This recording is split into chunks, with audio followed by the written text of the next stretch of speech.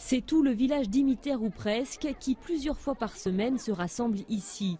Enfants, femmes, jeunes et personnes âgées, ils sont en sit-in continu depuis août dernier.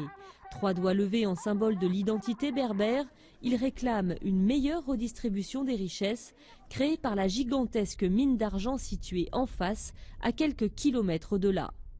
On demande notre part de richesse de notre région. On n'a pas d'hôpital, ni de route, ni d'école pour nos enfants.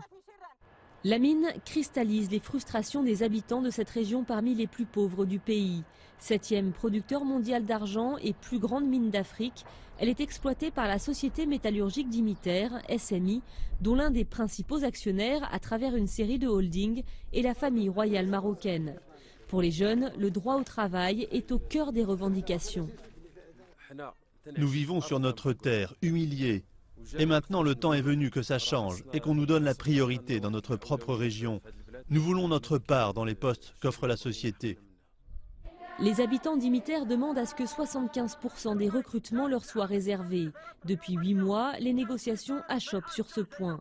Autre sujet de colère, le manque d'eau. Ils accusent la société de pomper les ressources du village.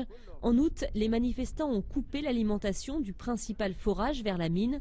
Depuis, ils campent à proximité pour éviter qu'ils soient remis en fonction. Même durant la grande sécheresse de 1986, toutes les régions ont souffert de problèmes d'eau, sauf Imiter. C'est en 2004, lorsque la mine a fait ce nouveau forage, que l'eau a commencé à baisser peu à peu. Et la production agricole aussi. Depuis que les habitants ont fermé la vanne, les niveaux d'eau sont remontés. De nombreux agriculteurs se plaignent d'une baisse de leur production et d'un manque d'eau potable. La société, elle, réfute.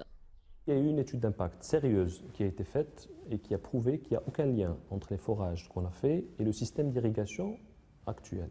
Et donc là aussi, ce qu'on a dit, c'est que faisons les mesures. Et si jamais il y a le moindre impact, on prendra toutes les dispositions nécessaires pour ne pas avoir d'impact sur la région. Plus d'une dizaine de séances de négociation ont eu lieu depuis le mois d'août, sans succès. Les habitants continuent leur sit-in et multiplient les manifestations, déterminés à obtenir gain de cause.